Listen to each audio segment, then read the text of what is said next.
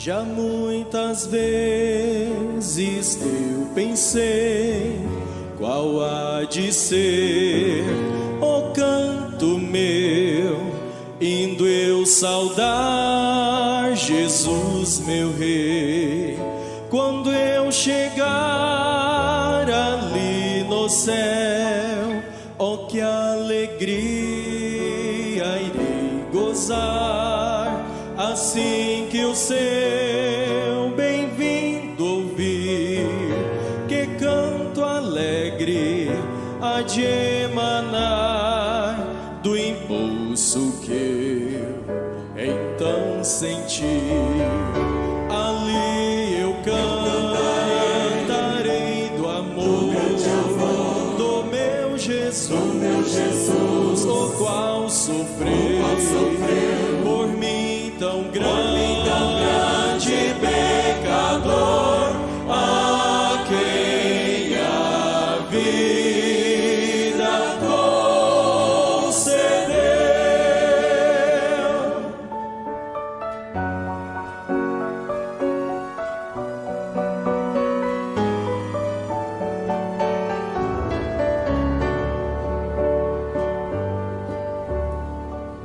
E quando enfim eu penetrar no céu de eterno gozo e luz, os anjos vão preludiar o meu cantar ao bom Jesus.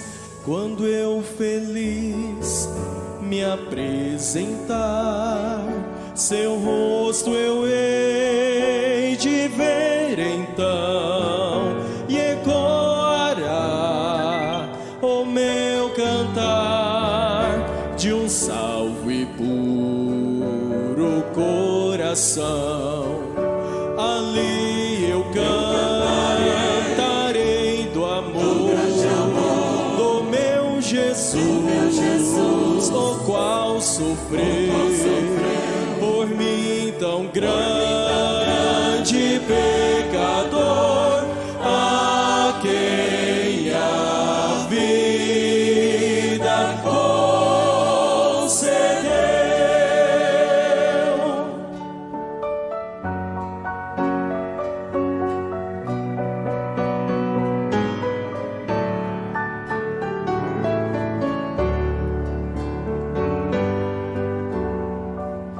Oh, quão mavioso ali será meu canto, sim, meu coração transbordará, exultará por ter completa salvação. Encontrarei palavras que exprimam minha dita ali, ser dos remidos. Oh, eu sei que nunca tal eu mereci. Ali eu cantarei o amor do meu Jesus, o qual sofreu por mim tão grande pecador, a quem a vida concedeu. Ali eu cantarei do amor do meu Jesus, o qual sofreu por mim tão grande pecador, a quem a vida concedeu.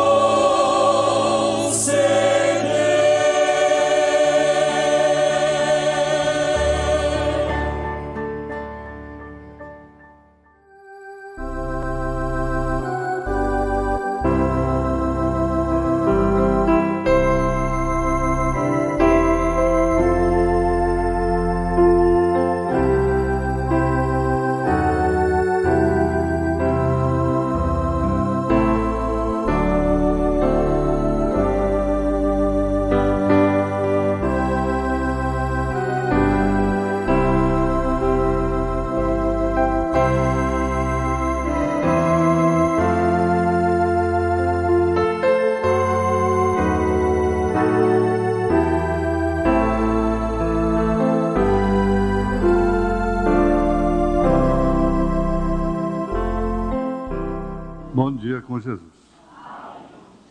Pastor, o que significa num sonho uma Bíblia aberta? Quer dizer, ver uma Bíblia aberta num sonho, não? Um sonho com uma Bíblia aberta. Eu acredito que só pode ser bom, né? Só pode ser bom. A Bíblia aberta significa que ela foi revelada, né, para você. Nós podemos ir até aí, né? Sonho não tem jeito de interpretar.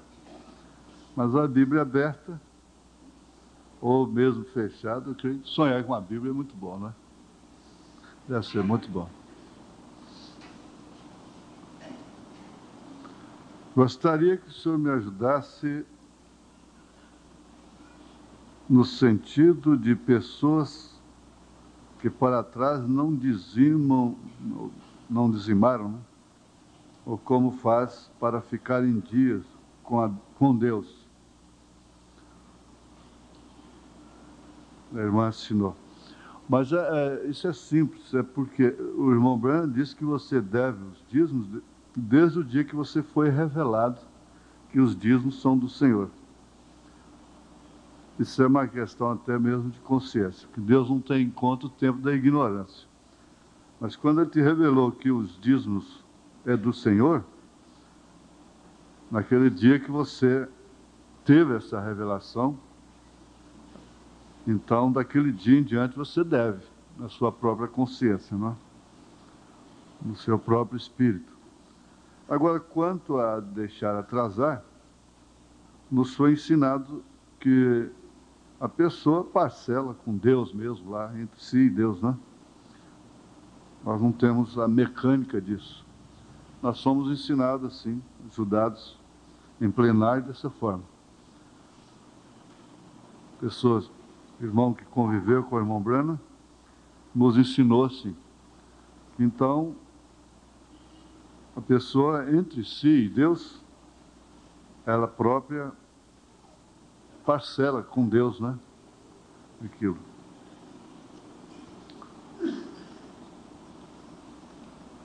Pastor, por favor, quem deu direito à mulher de aceitar ou rejeitar um homem como namorado ou como esposo? Pois o profeta diz: a ela, a mulher, foi dado o direito de aceitar ou rejeitar. Ou isso só se refere às mulheres mundanas? O irmão assinou o seu nome. Não, mas você próprio respondeu aqui. O profeta diz: a ela, a mulher, foi dado o direito de aceitar ou rejeitar. Se é que eu estou entendendo. Quem deu o direito à mulher de aceitar ou rejeitar um homem como namorado ou como esposo? Rejeitar como esposo não tem na Bíblia, né? Agora, como namorado, rejeitar como esposo, depois de casada, rejeitá-lo, pode até acontecer, só que ele fica livre, né? Se a mulher rejeitar o marido fica livre.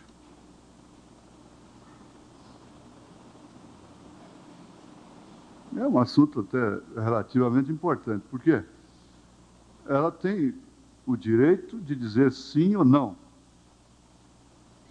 se ela quer ou não se casar com aquele rapaz. Não é o pai que vai decidir por ela, não é a mãe. De todos os modos, a escolha é dela. Se a pergunta nesse sentido. Agora, a rejeição aqui, eu não sei se o irmão está realmente querendo uma doutrina para a igreja nesse sentido. Porque, na verdade, há muitas mulheres que vão morrer sem saber o que é ser amada. Elas vão saber o que é ser mandada, ser chefiada, comandada, mas amada não são todas que vão saber realmente, porque depois que elas se casam é que elas vão constatar que o casamento não é todo, não quer dizer em tudo aquilo que esperava ser. Não que ela fique surpresa com lutas, dificuldades, espinhos. Não, a mulher cristã não pode se surpreender. É mulher de bom senso. O casamento tem dificuldades, alto, às vezes baixo um pouco com a tempestade, não é? Um nível, muitas dificuldades, doenças, e mesmo é um ganha-pão em conjunto, não é? E muita dificuldade. Agora, muitas, infelizmente, constatam que elas não sabem realmente o que é ser amada. Elas não sabem o que é ser amada. Isso quer dizer, elas nunca tiveram experiência realmente do amor. Não sei se dá para entender. Bem como o homem também. Muitos homens não sabem realmente o que significa ser amado. Porque ser amado, aí nesse caso, não é ser dirigido, ser subordinado. Pelo contrário, o amor, ele liberta. É uma vida, essa que é a vida livre, porque Jesus disse, conhecereis a verdade, e a verdade vos libertará. Aí o irmão Branham dá aquele exemplo. Ele diz, eu vou sair de viagem. Então a minha esposa me pega pela gravata e diz, olha, você não vai namoriscar lá, hein? Por lá. E se você fizer isso, quando você chegar, você é um homem divorciado. E ele, por sua vez, disse, não, você também não vai flertar por aí, porque senão eu divorcio de você. Bom, isso não é amor, ele disse, isso é legalismo, não há casamento nisso.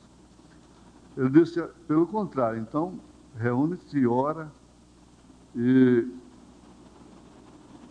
há uma confiança mútua, não é? Agora, essa questão, parece que a pergunta está mais no sentido, assim, pedindo uma doutrina sobre o assunto. Seria bom que os homens fizessem uma reflexão nesse sentido. Porque há extremos no mundo, muitos extremos. As pessoas costumam, vem de tabu, como eles dizem, aquele domínio, aquele machismo, o machão da casa, não é? Isso aí é um extremo. Agora, por outro lado, tem aquela vida em conjunto que... Porque vocês têm que saber o seguinte, todo homem verdadeiro gosta de ser mandado pela mulher. É incoerente. Ele gosta de ouvir não, ele gosta de ouvir sim, ele gosta de harmonia, de coerência. Um desejo dela é uma ordem para ele. Ele vive para ela, afinal de contas. O homem tem que viver para a mulher. Você não faz isso, você não é feliz. Ele vive para ela. E, consequentemente, para os filhos, para a família. A Bíblia diz isso. E é em função dela que ele vive. Agora, há muitos homens que pensam assim, tem uma atmosfera pesada de chefia, de domínio, que dá mais conforto. Às vezes ela preferia ter menos conforto e mais harmonia, sentir-se mais senhora, mais... Isto quer dizer, ele nela, quando ela se reveste dessa administração, como o irmão Branham disse, que ela administra o lar, então é ele nela, como Cristo é a igreja, Paulo disse. A igreja é dotada de uma autoridade tremenda nessa terra. Porque é Cristo nela, é o marido nela. Então ela é uma mulher definida, determinada, e que o homem descansa. Eu não sei se dá para entender. Agora, esse repúdio aqui parte, de todos os modos, ele parte de causas. causa. Nenhum homem deve querer uma mulher que não o quer. Por que que ela não quer namorar com ele e ele insiste, usa todos os meios, né? É certo que um homem dói da cabeça por uma mulher, ele faz tudo para alcançá-la, dá tudo por ela. Agora, biblicamente, na mensagem, o profeta diz, bom, se ele descobre que ela vai ser feliz com outro, então ele diz, bom, eu te amo tanto que eu quero te ver feliz. E para você ser feliz tem que ser com ele, então tem que ser com ele. Estou me referindo a namorados, né? Porque tem uma coisa, gente, você ser amado, aquele amado policiado, insistente, e que eles dizem, pega no pé, a coisa mais que te oprime mais é você ser amado por uma pessoa a quem você não ama. E a pessoa morre por causa de você, e suspira por causa de você, e está chorando por causa de você, e tudo que faz é... Você gostaria que ela nem pensasse em você. Que ela nem não sofresse nem um pouquinho por causa de você. E não tivesse nenhuma luta por causa de você. É cansativo, é opressor, é uma das piores coisas que existe no mundo. É aquele amor pegajoso, cansativo, egoísta, possessivo. E quando você não se sente bem com aquilo, você não está dentro daquilo, você está completamente fora daquilo. Então, esse repúdio, é que diz o profeta, não deveria nem existir um repúdio. É uma decisão, é uma escolha. Ele disse, é a escolha dela. É a escolha dela. Agora, depois de casado, o quadro muda, né? O quadro muda, mas Deus tem misericórdia de quem Ele tem misericórdia. Por isso que precisa orar e ter sabedoria, porque o homem, normalmente, ele cega por um lado, e as indiferenças, a frieza da moça, não servem para ele, e ele vai passando por cima de tudo até concluir aquele casamento e acaba sendo infeliz depois. Rebeca teve que decidir por si mesma. Boa lembrança.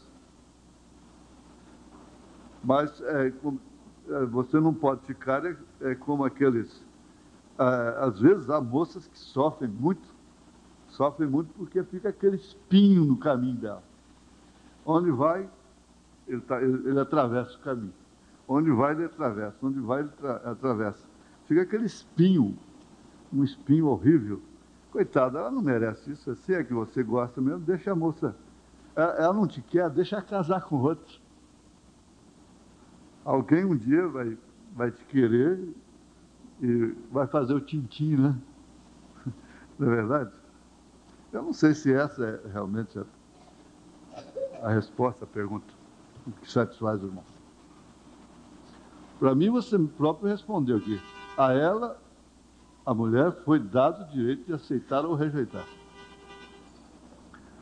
Vamos ficar de pé, vamos repetir a leitura de Isaías. Isaías capítulo 6.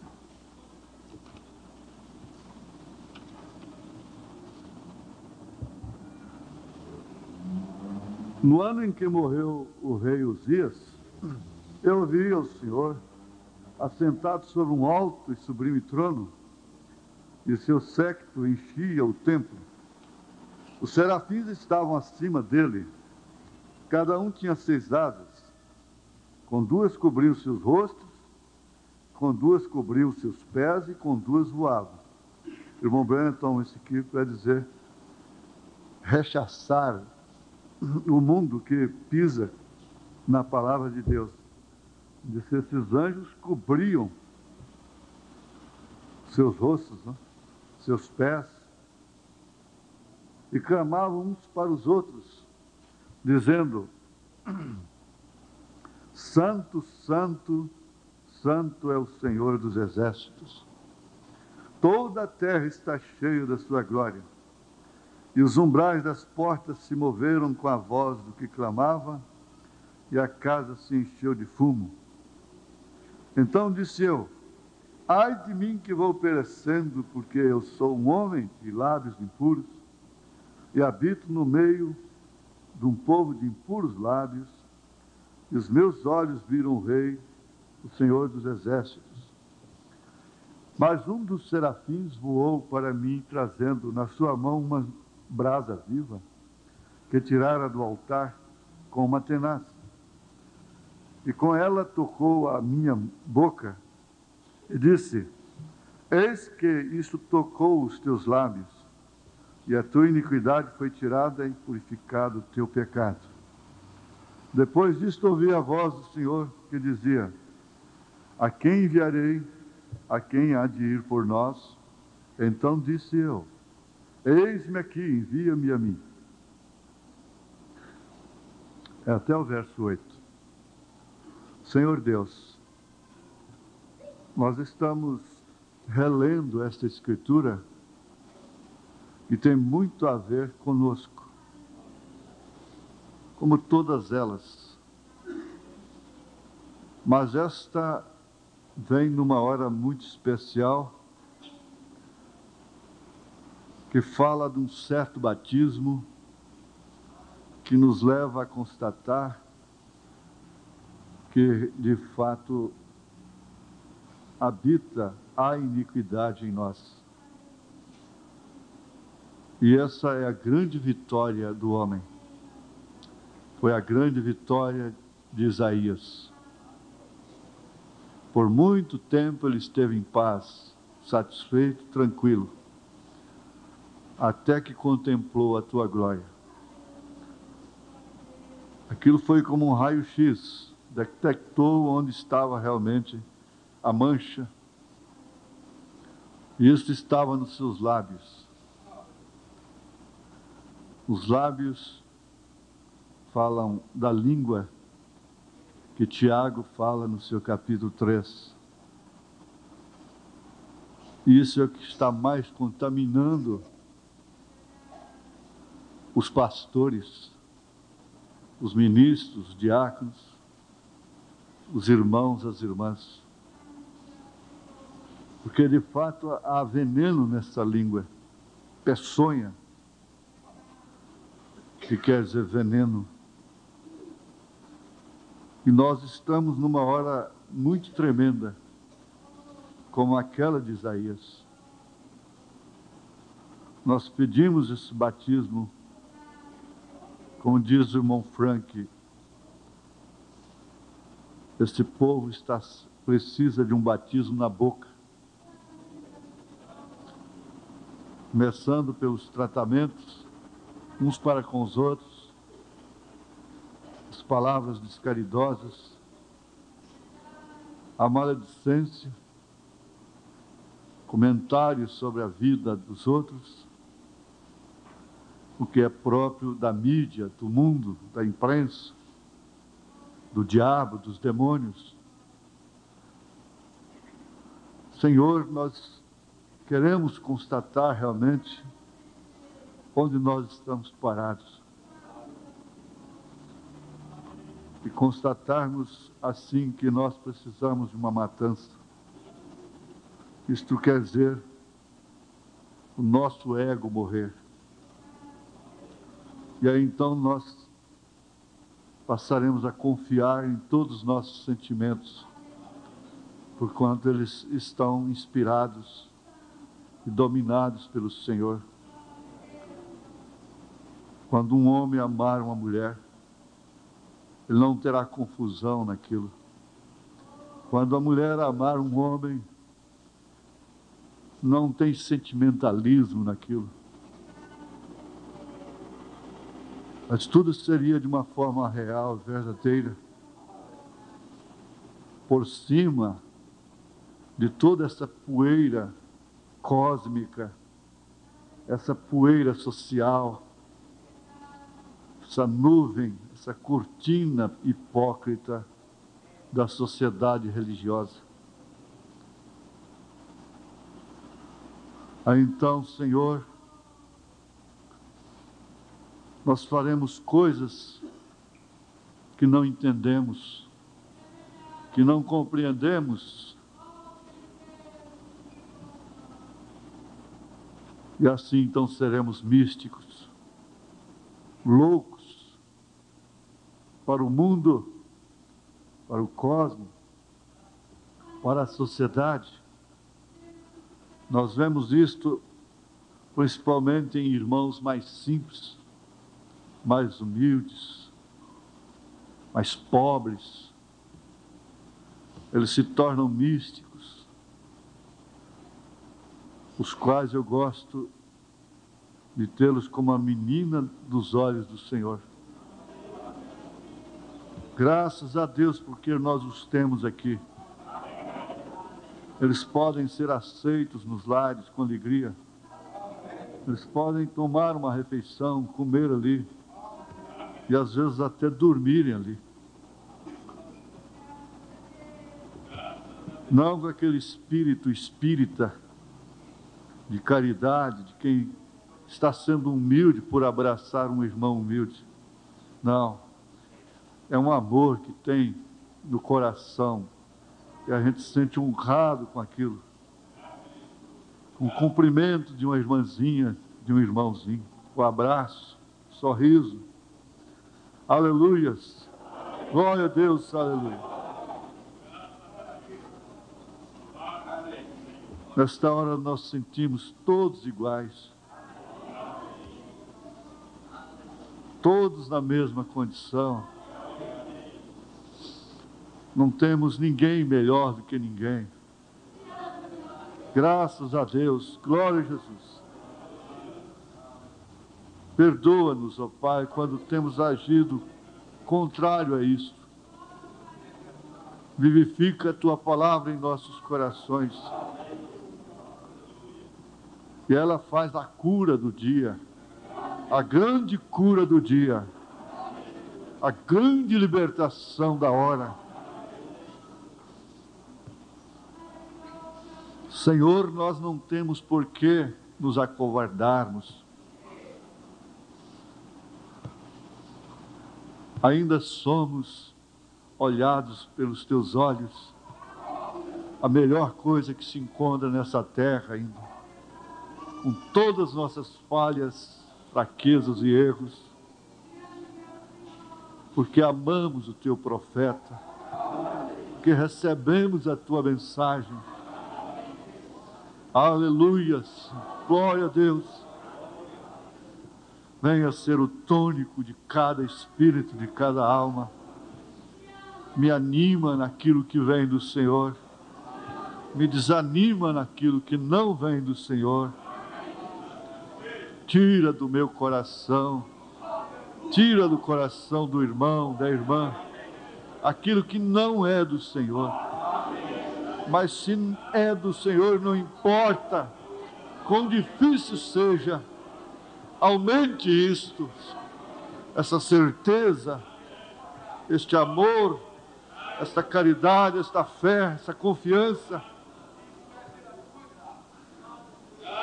Aleluia, glória a Deus, aleluia, em nome de Jesus Cristo, amém, amém. Assentar-se. Começa a conversar com Deus, talvez fosse melhor, não é? Então,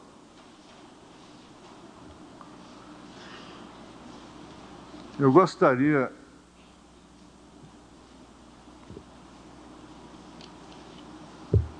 que o irmão Rinaldo viesse aqui para frente. Irmão Rinaldo, se possível, por favor, senta conosco aqui.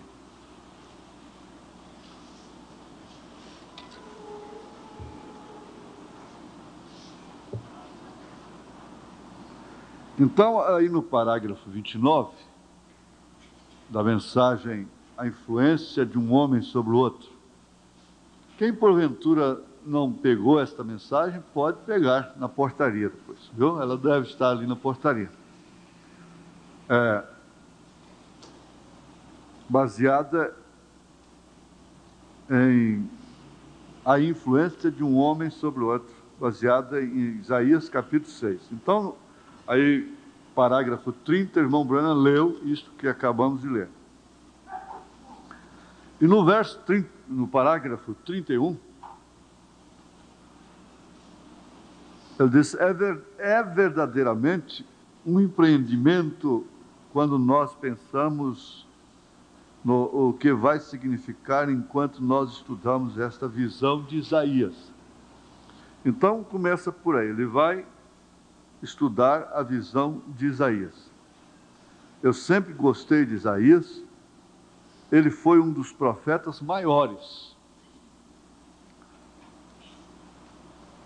Ele escreveu a Bíblia completa, falou do nascimento até o milênio. Isaías escreveu a Bíblia completa. Há 66 livros na Bíblia. Isaías escreveu 66 capítulos. Ele começa com o princípio da criação.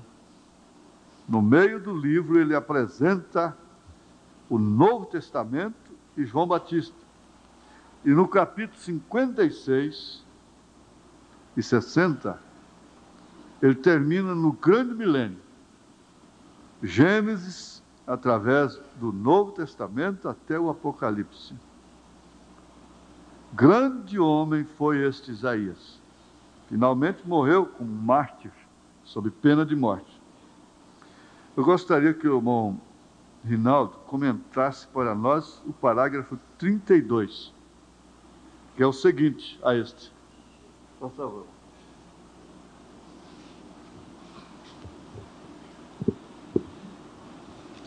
Cada homem cheio do Espírito da Bíblia morreu ou foi perseguido sob o governo federal. Cada um deles, em que você pode pensar: Moisés, os filhos hebraicos, Daniel, Isaías. Isaías foi serrado em pedaços com uma serra. E adiante, João Batista, cada um dos apóstolos, Jesus ele próprio, todos morreram sob pena de morte, ou pena do governo federal.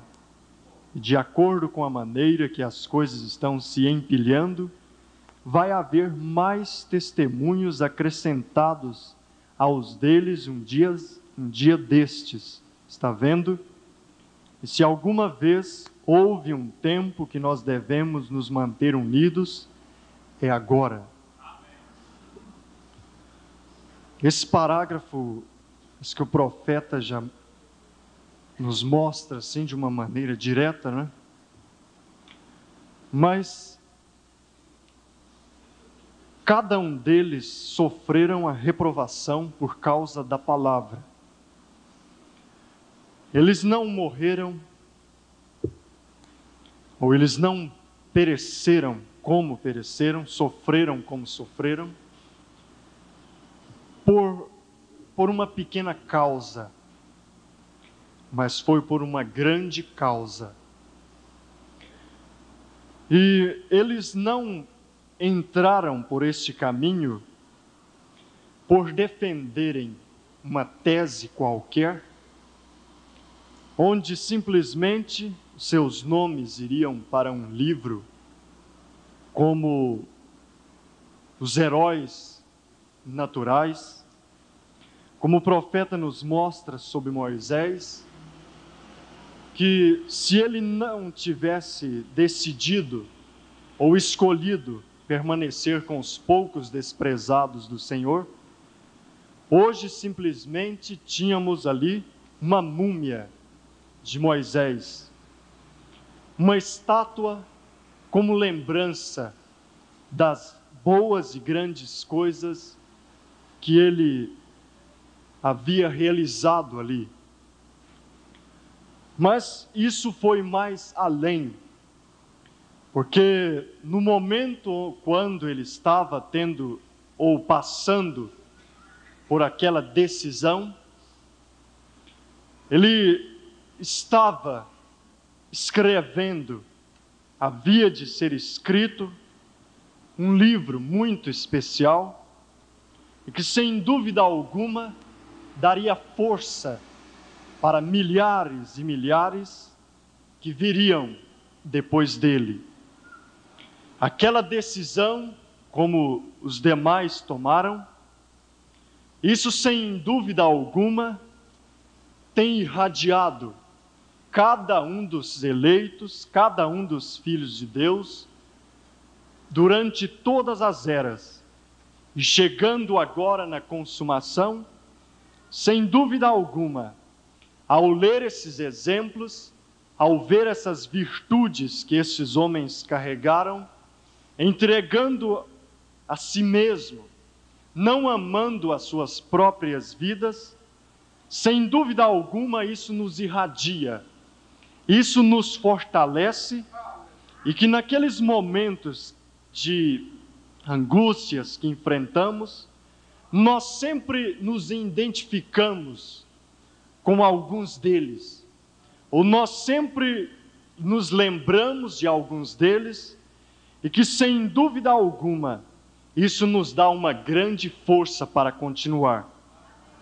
E assim como eles foram desprezados, cerrados, mortos como foram, sem dúvida alguma, nós não podemos esperar o contrário, mas devemos saber que também seremos perseguidos, maltratados, desprezados pelo mundo social, pelos crentes, não é assim chamados, porque nós temos a mesma fé e cremos, temos a mesma Bíblia revelada que eles tiveram. Amém? Eu quero fazer uma pergunta para o irmão. Se você hoje, Deus pusesse essa igreja nas suas mãos, o que você corrigiria aqui? Corrigiria, em primeiro lugar. O que você corrigiria? Entendeu? É forte? Bem, o que eu corrigiria? Eu creio que não há nada para ser corrigido de uma forma assim que eu possa entender, porque por mais estranho que esteja o quadro, eu creio que está na perfeita vontade de Deus.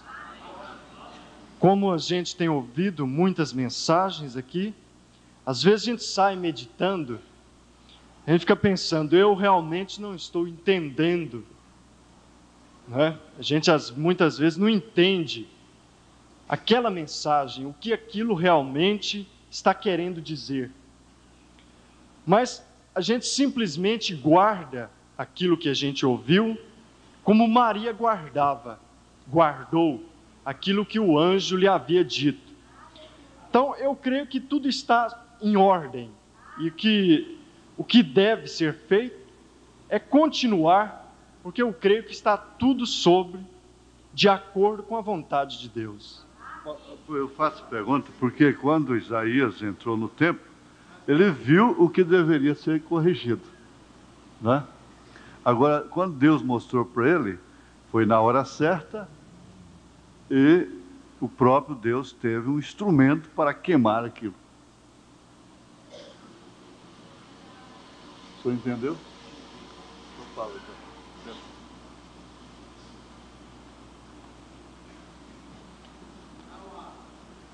Irmãos, pelo que a gente entendeu aqui, foi justamente aquele Deus aperfeiçoando que ele começou em Isaías, né?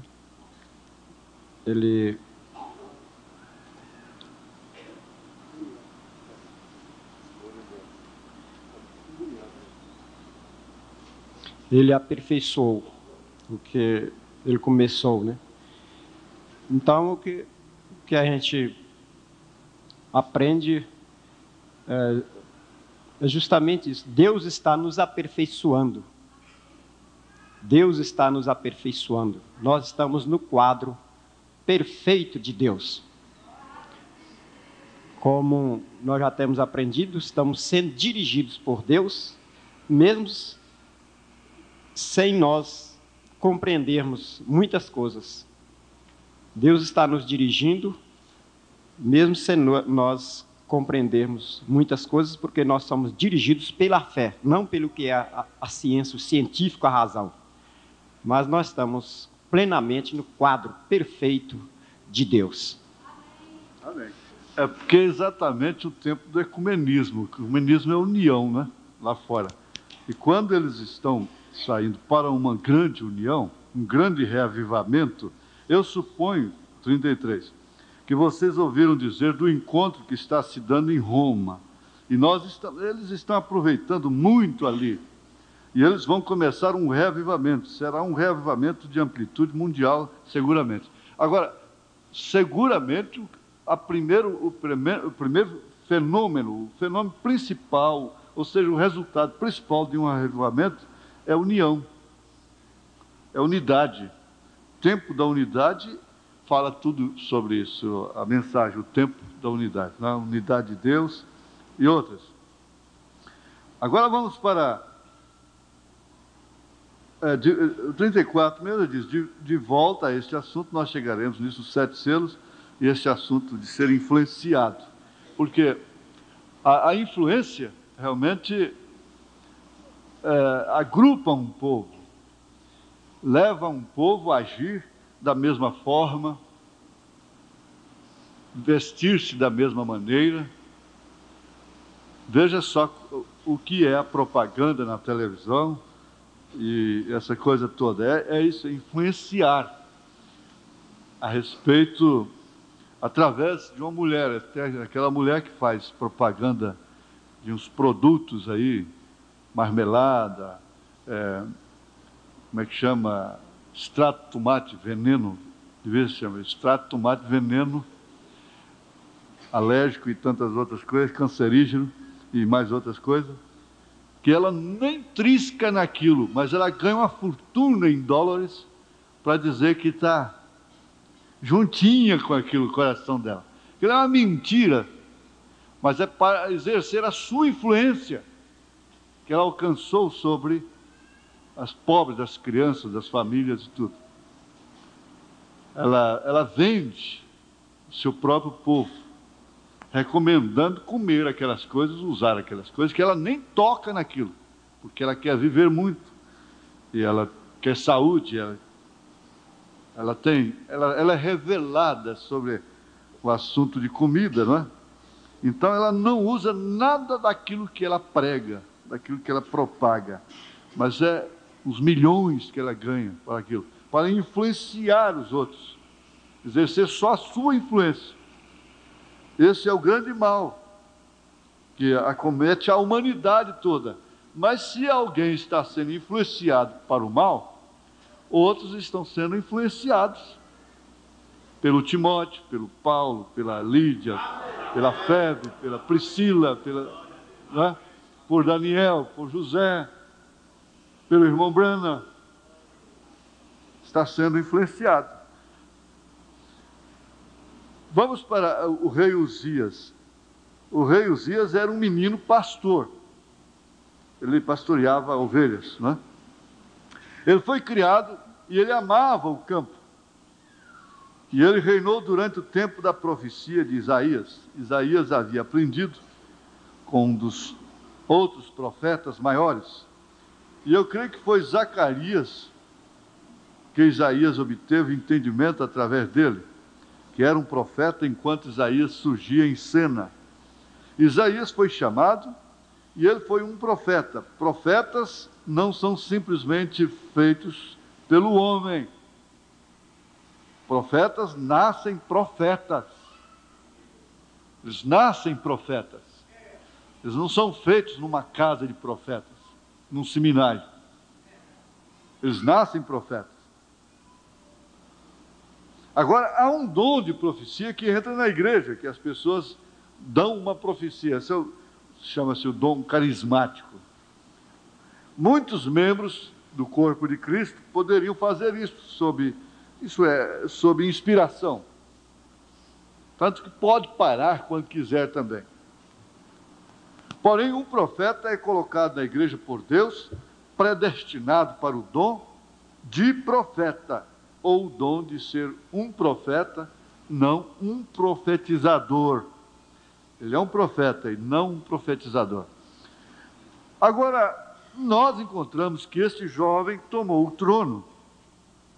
Se você quiser anotar algumas escrituras, é 2 Crônicas, capítulo 26. Pode-se ler onde diz que o rei Uzias, depois que seu pai morreu, Amazias, depois que ele morreu, sendo um homem justo e havia se afastado do Senhor e foi morto pelo seu próprio povo, Uzias tomou seu, ou Uzias, melhor dizendo, tomou seu lugar como rei. E ele foi estabelecido sobre o trono e ungido na idade de 16 anos de idade. Apenas um rapaz, porém ele estava na fila para ser rei, todavia sendo apenas um jovem. E ele procedia bem. A Bíblia nos diz que ele teve um pai pio e uma mãe pia, e ele quase não poderia ser alguma coisa diferente com tal influência que seus pais trouxeram sobre ele, a não ser um rapaz pio, porque isso havia sido o que tinha sido colocado diante dele o tempo todo. Porque até então, o filho aprendia o que os pais ensinavam ou o tutor escolhido pelos próprios pais. Os filhos não ficavam à mercê de professores, professoras sodomitas, pervertidos, de escolas pervertidas, escolas que se tornaram em antro de prostituição, de inferno.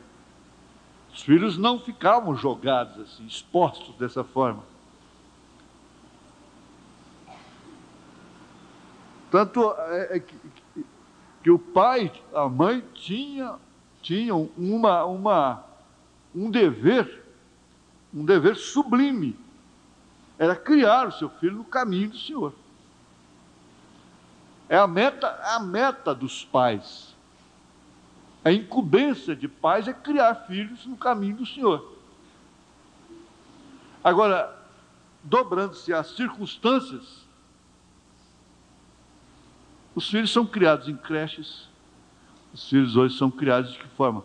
A meta não é mais a criação dos filhos, não é influenciar os filhos, não é viver para os filhos. Essa criação que nós temos hoje, ela é diabólica. A criação moderna, ela é diabólica. Circunstancialmente, os pais estão vivendo assim. O pai sai para um lado, a mãe sai para outro, os filhos ficam à mercê de suas próprias cabecinhas, e logo cedo eles já estão influenciados por toxicômanos, drogados e coisas assim, porque é isso que tem lastrado a terra toda. Meninas com 14 anos, 12 anos de idade, já drogadas, prostituídas e drogadas. Por quê? Os pais não têm meta, não têm finalidade, não têm o objetivo principal da vida familiar. E é cedo eles têm que fazer o que eles bem entendem. Então essa já é uma coisa que é pior do que aquilo que eles enfrentaram lá para serem mártires.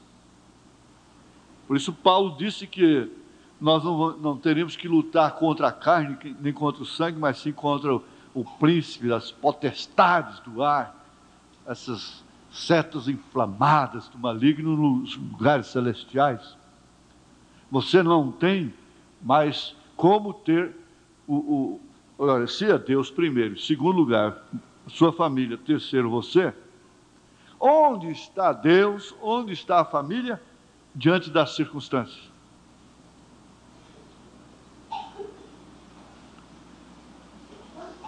A promiscuidade tomou conta. Essa educação física mista nas escolas, ela é obscena, ela é maldita, ela é uma desgraça. E a nação quer conserto. A nação quer se levantar do caos. Não existe meio mais, não existe reavivamento mais, não existe avivamento mais, não tem como. Você pode escolher um presidente menos mal do que o outro.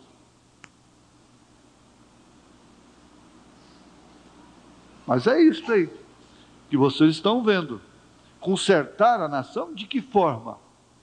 Para consertar a nação tinha que começar a meta principal. Ninguém deveria se casar sem ter esse alvo principal. A minha meta é isso, é esta.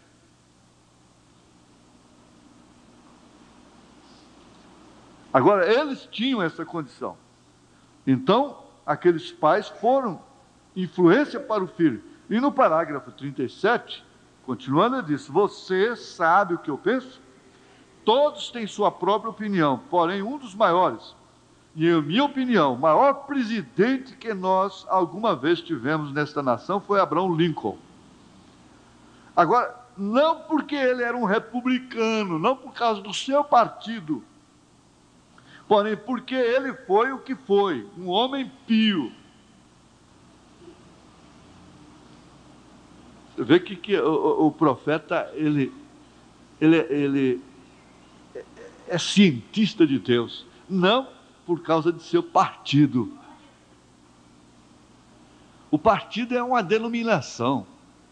Como o reverendo me disse uma vez, esse batismo, essa mensagem é pura Bíblia, mas não é da minha denominação. Ele disse para mim, friamente, mas não é da minha denominação, ele era batista. Isso quer dizer, essa mensagem é pura Bíblia, mas ela não é da Igreja Batista.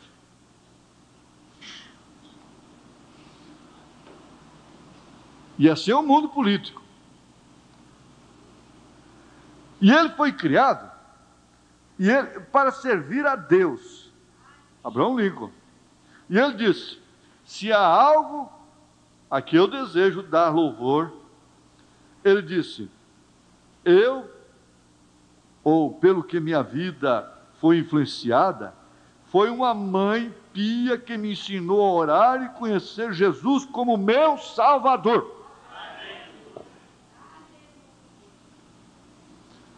Eles citam muito Abraham Lincoln no Congresso, citam Abraham Lincoln nos debates, mas eles nunca citam isso aqui.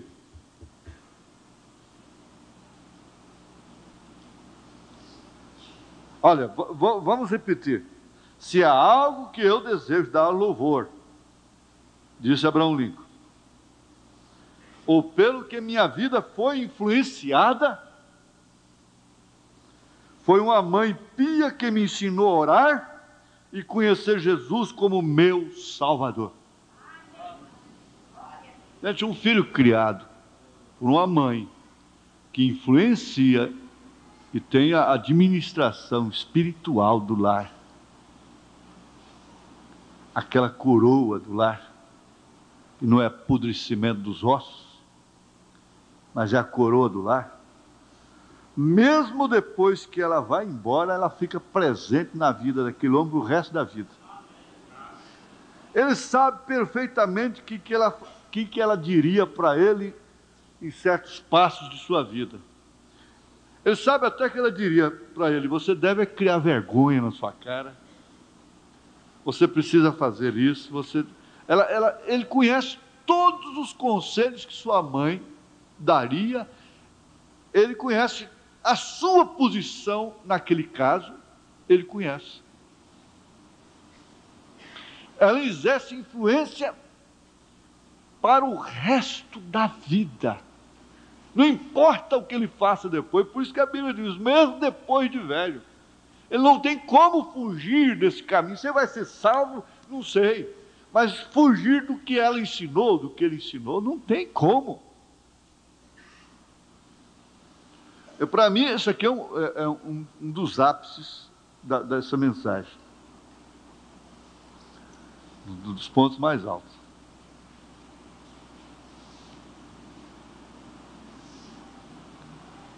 Olha, gente, não é definitivamente, preste bem atenção. Você que se casa, você está tendo uma chance, menina. Rapaz, você está tendo uma chance de começar um lar com todos os reparos, corrigir aquilo que você, moça, se é sábia, você diz: eu não quero os meus filhos sob uma atmosfera daquela que eu fui criada. Eu tenho como começar uma coisa sadia agora, completamente diferente. O rapaz faz a mesma coisa. Sexta-feira, naquele casamento, e eu pensei em falar, mas depois não falei. Falei: olha, oxalá que todos se casassem e fossem para outro país. Quantos casamentos seriam salvos se estivessem longe dos pais? Bem longe, incomunicáveis até. Sem telefone, sem nada. Eles se consolidariam através do sofrimento, da luta, do trabalho mútuo. Eles chegariam ao fim, o alvo do voto. Mas por estarem com os pais, não vão permanecer. Onde é que você já pensou um pai e uma mãe tentar, quer dizer, lutar para divorciar uma filha, para que essa filha se case com outro homem? Esses pais querem essa filha no inferno, no fogo, nas chamas. Não é verdade? Isso quer dizer, se essa filha estivesse longe desta mãe, oh, que beleza para ela, seria salvação para ela, porque a influência dessa mãe é maligna, desse pai é maligna, é uma influência maligna. Eu não creio que exista isso aqui no nosso meio, mas é o que? O nosso conhecimento não é só daqui. Mas é o que disse Abraham Lincoln. Sabe-se que a mãe de Abraham Lincoln lia a Bíblia com ele ao lume de fogueira. Durante a noite, fogueira acesa, não tinha luz elétrica. Lâmpadas fluorescentes e coisas. Gente, quantas são as mães que têm leitura sistemática com seus filhos? Quantas são as mães que têm leitura sistemática com seus filhos hoje? O pai trabalha o dia inteiro, chega cansado, e coisa assim, então tem aquele pequeno culto doméstico. Aí onde o irmão Branham disse: se eu fosse uma mulher, eu queria estar cuidando da minha casa nas horas vagas, ensinando o caminho do Senhor aos meus filhos. Mas preste bem atenção, porque se você vai se casar, vai constituir família, está constituindo agora, começando, é bom pensar nisso. Nós não sabemos quando que Jesus vem, na verdade. Pode demorar mais 10 anos, mais 20, mais 30, pode vir amanhã. Mas ele disse: põe o seu tijolo, se você está construindo sua casa, põe o seu tijolo, isso aí é o tijolo.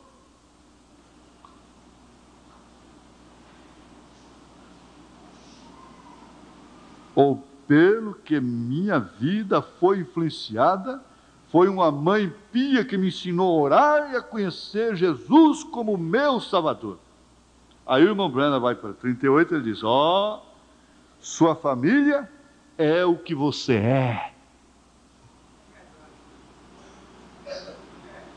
Agora, aí é onde a gente devia ter o bom senso, preste bem atenção, a gente devia ter o bom senso de dizer assim: eu não quero que meu filho seja o que eu sou. Eu não quero. Então, como nós vamos fazer? Ó, sua família é o que você é. Porque basta uma pequena influência errada para que todas as influências do mal venham sobre aquela criança, sobre aquele filho. Outros males piores não foram seus pais que trouxeram para ele, para dentro de casa. Mas o essencial para aqueles grandes males outros, quem deu foi os pais. Onde passa um boi, passa uma boiada. Rompe-se uma barreira, uma represa, não é de uma vez que a represa roda. Começa através de um pequeno furo. E a água então vai jorrando, vai jorrando, vai jorrando, depois é que tira tudo. Você cria seu filho em um certo meio ambiente, tem 98% melhor chance de andar certo do que tem se você criá-lo no caminho errado. Portanto, faça do seu lar um meio ambiente certo. Agora, como que pode ter meio ambiente certo com televisão? Já começou por aí. Não existe um lar que se torna meio ambiente certo com a televisão. Aquele meio ambiente já está errado. É meio ambiente. Eles dizem, o homem é o produto do meio. Isso tem sentido até certo ponto. O resto da dúvida. Então José foi produto do meio? Daniel foi produto do meio? O próprio Senhor Jesus Cristo foi produto do meio?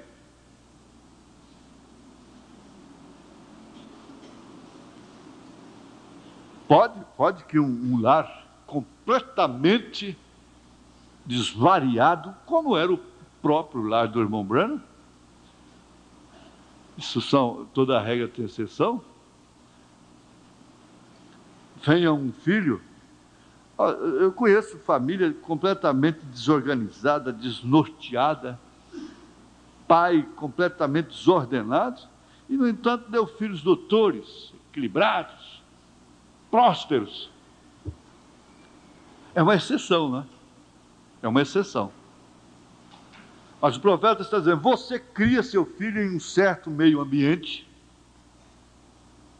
tem 98% melhor chance de andar certo do que tem se você criá-lo no caminho errado. Cria o menino no caminho em que deve andar, e até quando envelhecer não se desviará dele. Ser criado corretamente, ensine seus filhos a fazerem o correto, serem honestos, serem sinceros e justos, mesmo quando estiverem na escola.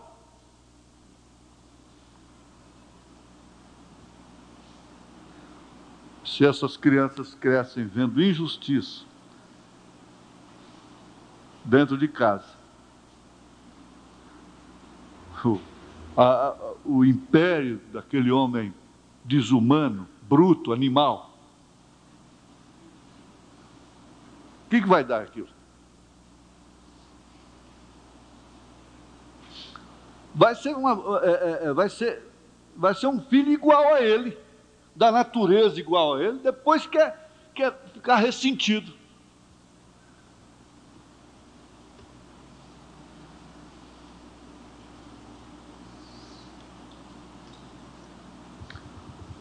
É o 39 agora, não é?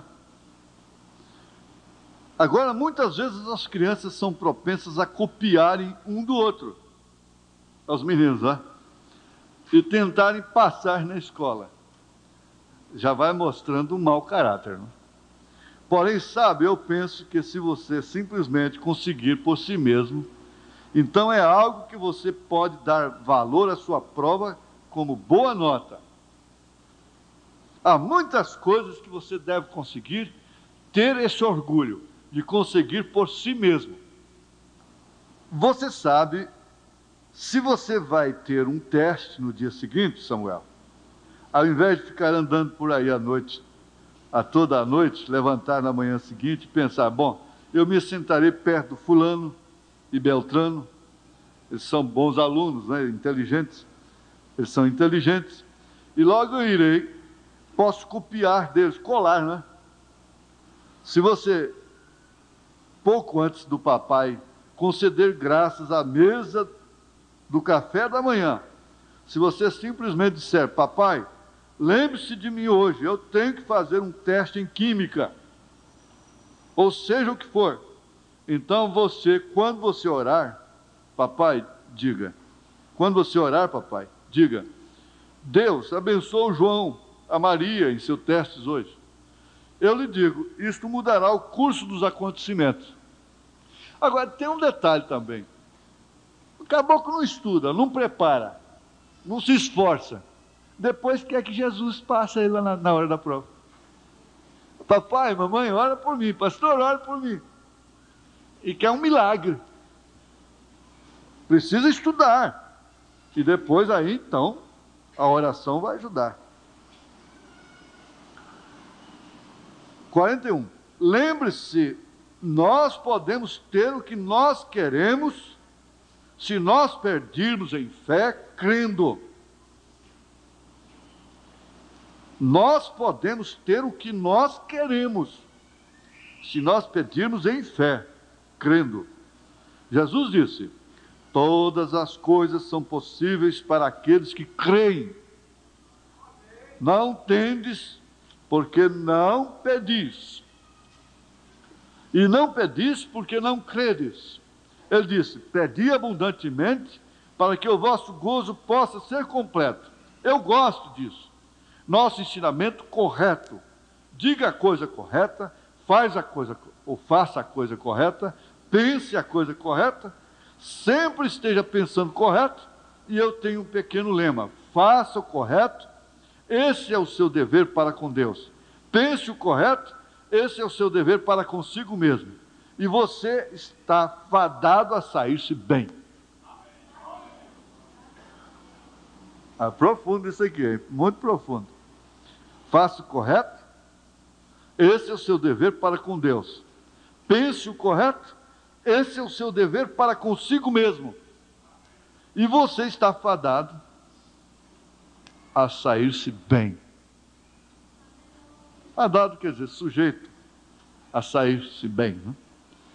Você não pode andar para o leste e oeste ao mesmo tempo. Nem você pode andar certo e errado ao mesmo tempo. Não importa o quanto você pense que esteja indo na outra direção, se você não estiver viajando diretamente ao oeste. Você não está indo ao leste, se você estiver indo ao oeste.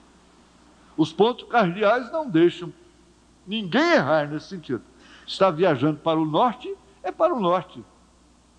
Está se distanciando do sul cada vez mais. Se é para o sul, então está com as costas viradas para o norte. Deste modo, este jovem rei, sendo influenciado pelo seu pai quando ele era um jovem, e ensinou a Israel os preceitos de Deus, e então subitamente ele mudou-se em seus dias e ensinou contra Deus. Aí entrou a doutrina. Seu pai. E seu próprio povo, ele foi morto pelo seu próprio povo. Parecia que teria sido uma grande lição para Uzias sobre isso. Porém, nós encontramos que quando Uzias tomou o trono, que ele iniciou correto no caminho que seu pai iniciou, trazendo de volta as coisas de Deus, trazendo Israel de volta à adoração de Deus. Ele se fortaleceu. Enquanto ele fazia isso, o bom pedaço de seu pai estava se repetindo na sua vida.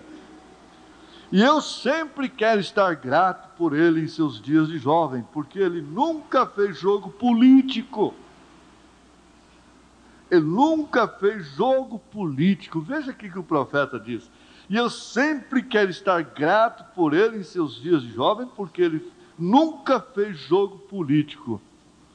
A nação está governada por jogo político, negociata política. Tem que negociar os votos.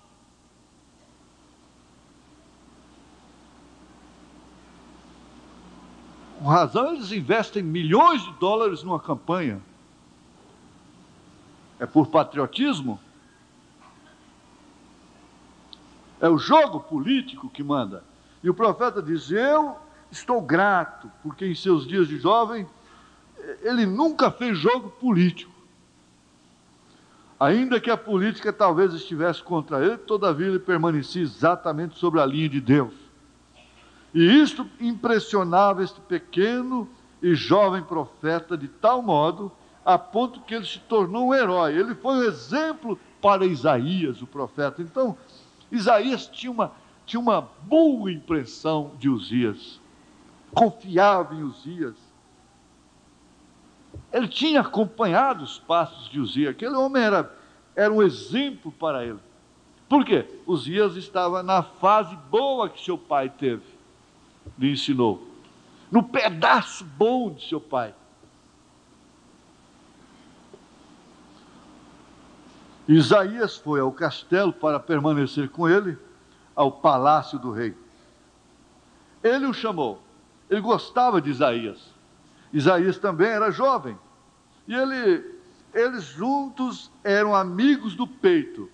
E como esse rei, quando ele saía ali, e alguns dos homens de política entravam e diziam: nós devemos fazer assim e assim. O rei Uzias primeiro buscava o Senhor. Senhor, é a tua vontade que nós façamos isto e assim, assim e assim. Deus, concede-nos um presidente assim. Não somente isso, porém concede-nos pregadores. Buscai primeiro o reino de Deus e a sua justiça, e todas as outras coisas serão acrescentadas. Então o profeta está pedindo presidente para governar como Uzias. Procurava primeiro se aquilo era a vontade de Deus. Isso deve ter sido uma grande influência, porque Isaías o amava, porque ele via que ele era um grande homem, e ele permaneceu firme e sólido por Deus. Você sabe, todo o tempo nos dias em que nós vivemos, nas coisas em que nós fazemos, lembre-se, o público não olha somente para o pastor, da maneira que ele se parece, vive. Eles também olham para o leigo, para você também. Oh, como é uma pena quando nós pensamos na igreja. Algumas vezes, se o pastor pertence a uma certa organização, a um clã, e esta organização o envia a uma certa igreja, e algumas vezes as mãos desse pastor estão atadas por essa organização, e o pequeno companheiro deseja servir ao Senhor, e ele pensa, foi ensinado que essa é quase que a única maneira que pode fazê-lo, é ao servir a sua organização. E se ele se levantasse e pregasse o que a palavra disse, a igreja o destituiria por votação. Então ele tem medo que não tenha chance então de pregar o evangelho. Então ele tem que pregar de acordo com as suas concupiscências. Porém, o que nós necessitamos nos púlpitos hoje é de homens como Uzias era. Não importava qual a política de sua igreja ou a política de qualquer outra coisa, ele agia para agradar a Deus completamente. Ele esperava até que ele encontrasse o assim diz o Senhor. Então ele o fazia. Esse pequeno profeta, jovem companheiro, mais ou menos da sua idade, no templo com ele, eles desciam juntos e oravam, sem dúvida, e pediam a vontade do Senhor, e então comparavam isso com as leis da Bíblia. Então, se estivesse correto, Uzias aprovava isto. Se não estivesse correto, ele condenava a política nisto. Deus nos dê mais assim. E isso impressionava Isaías, porque ele nasceu profeta. E Uzias se tornou um herói para Isaías. Veja que ele era, por causa de sua posição por Deus, ele se tornou um herói aos olhos do justo. E talvez não tenha existido muitos justos, está vendo? Porém, a coisa é que nós desejamos fazer, é fazer nossas vidas valer para Deus. Alguém está observando você. Eu estava repreendendo severamente alguém o outro dia. Em um certo bairro havia uma grande igreja denominacional, teve uma grande festa de rock and roll aqui, e eles estavam dançando até por volta de 1h da manhã, na igreja, e estavam caçoando de alguém que vem ao tabernáculo, e disseram que os que vêm aqui são santos roladores, porque nós não temos nenhuma denominação. E isso me deu uma chance. Você pode até imaginar o que aconteceu, porém o negócio é que Agora, aquelas pessoas, sem dúvida, que a jovem que fez o comentário, se ela ao menos soubesse o que fosse a verdade. Eu estive nas montanhas algumas semanas atrás, e lá longe, quando eu estava retornando para casa, nós nos retiramos, a família e eu, para descansar um pouco, aonde nós vamos novamente, o Senhor permitindo, na próxima semana. E então, distante ali uma noite, eu tive uma visão.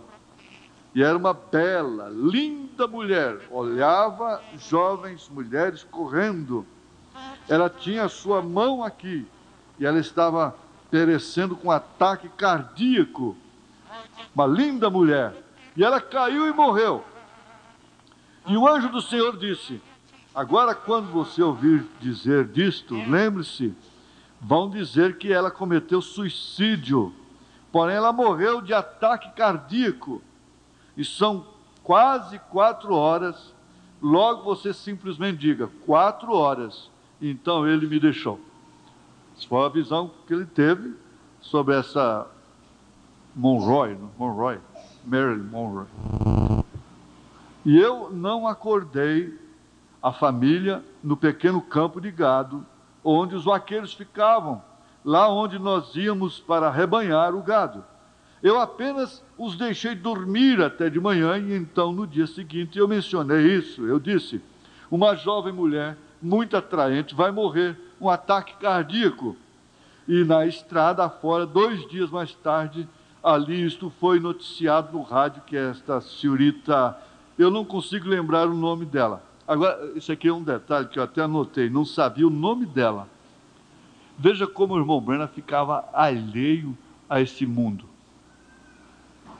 Eu não consigo lembrar o nome dela. Monroe. Acho que eu pronuncio certo. Senhora Monroe. Eu acho que era o seu nome artístico, ou seja, o que quer que fosse. Seu nome era outro, diferente. E ela morreu, e disseram que ela cometeu suicídio. Olha, William Branham teve uma revelação que Marilyn não suicidou. Porque o mundo todo diz, de vez em quando estão passando filme dela, coisa e tal, né? História dela. Agora, não faz nenhuma diferença o quanto eu fale nisto. Mesmo assim, vão dizer que ela cometeu suicídio. Ela não suicidou. Agora, não sei por que o irmão Branham pôs isso aqui, né? Porém, a moça não cometeu. Ela morreu de ataque cardíaco. E se você observar, ela tinha sua mão tentando alcançar o telefone em sua mão. Ela teve um ataque cardíaco. Disseram que havia pílulas para dormir ali. E ela as estava tomando fazia 1 mês, está vendo?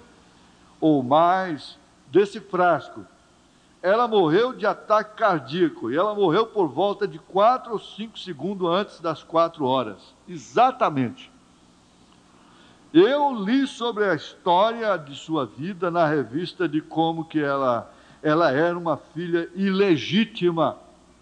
E como ela tinha lavado tanta louça. E sua mãe no hospício, a mãe estava doida. E ela tinha desejado, porém ela era a mulher de corpo mais perfeito, eu suponho, no mundo. Porém ela desejava algo que o dinheiro não comprava. Eu pensei, eu queria poder chegar até ela. Eu sei do que ela necessitava. Aí está você. Talvez membros de igreja de fama, os mais belos, a famosa Hollywood, onde toda a decoração e enfeite estão sobre. Porém, eles viam aquelas pessoas. Ela podia ver que eles não viviam nenhuma vida diferente da que ela vivia. Necessita de influência, necessita do poder da ressurreição de Cristo entre as pessoas, para que vejam que Cristo não é uma estátua pendurada num edifício, porém Ele é um ser vivo na forma do Espírito Santo, vivendo em homens e mulheres, trazendo paz e contentamento e felicidade. Se nós pudéssemos ter somente conseguido chegar até a jovem antes que ela deixasse o mundo, ela teria naturalmente sido influenciada por Deus através do profeta. Vamos parar por aqui, irmão. São 10 horas.